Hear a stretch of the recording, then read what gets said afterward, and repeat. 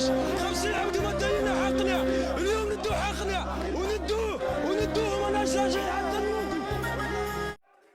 السلام عليكم، معكم رياض من ولاية ورقلة. حبيت نعلق على هذا الفيديو اللي كما راكم تشوفوا عشرات الهواتف النقالة وعشرات الناس متجمعين ومجمهرين للإساءة إلى رمز من رموز الدولة، ولا هو رئيس جمهورية، ألا وهو رئيس الجمهورية. وبجنبه العلم الوطني سيحرق بعد قليل، ولا أحد يستطيع ولا يتجرأ عليهم ويهضر معاهم. بينما العكس، سياسة الكيل بمكيالين في الجنوب. عامر قراش قال كلمة حق، اعتقل أو تهم بالإرهاب هو بشير بوسماحة والكثير من الشباب. الناس أو الأجهزة الأمنية اللي راها تعرض علينا وتستعرض في عضلاتها علينا، نقولها بينوا حنة يديكم هنا في منطقة القبائل ثم نستعرفوا بكم. انتم ساكتين الهيه ومنا تستعرضوا في عضلاتكم، وهذا غير مقبولا. الحرية لعامر قراش عاجلة. السلام عليكم. هذه الرسالة موجهة إلى الجزائريين بصفة عامة، وإلى أبناء الصحراء بصفة خاصة. يا أبناء الصحراء، منذ أن استقلت الجزائر منذ 60 عاما ونحن نعاني من التهميش، تمارس علينا سياسة إقصاء، سقفت طموحنا، تم عزلنا من الجزائر. لا أدري أي ذنب اقترفنا حتى نعامل هكذا ونهمش هكذا.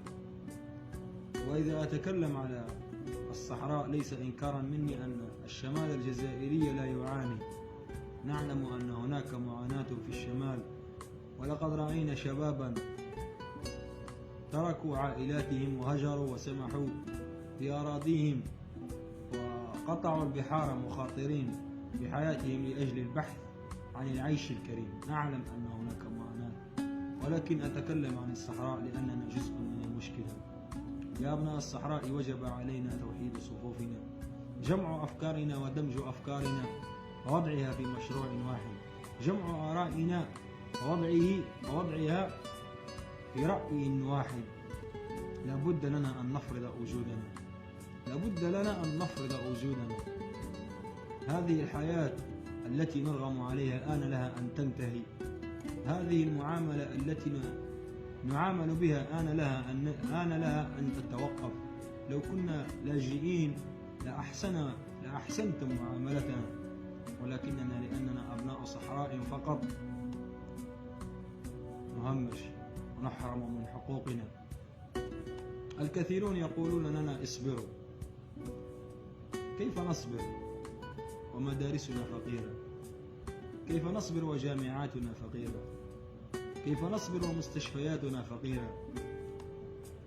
كيف نصبر ونفر من قومنا في سنة 2020 يموتون من العطش في أقصى الحدود؟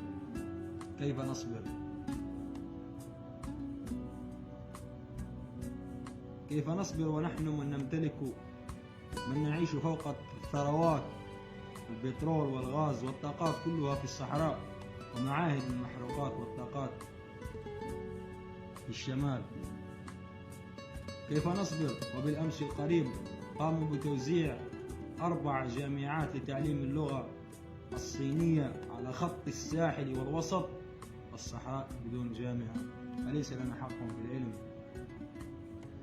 كيف نصبر وبالأمس القريب فقط سلمتم مشاريع لبناء مستشفيات كبيرة في مختلف المناطق في الشمال ونحن في الصحراء بدون مستشفى؟ كيف نصبر وأنتم تبنون مركبات رياضية في الشمال ونحن في دون الصحراء بدون مركبات رياضية؟ كيف نصبر ونساؤنا تلد في الطريق؟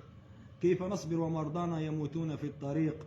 كيف نصبر وفي سنة 2020 ومستشفياتنا لا تملك مصلا مضادا للسعة العقرب؟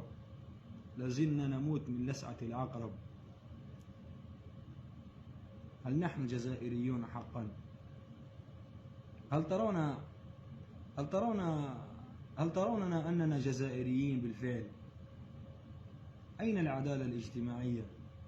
ألا تقولون أن بيان أول نوفمبر هو دستورنا؟ أين أنتم من بيان أول نوفمبر؟ بالله عليكم، أين العدالة الاجتماعية؟ هذه الأموال من أين؟ أليست من الثروات التي تحت أرض الصحراء؟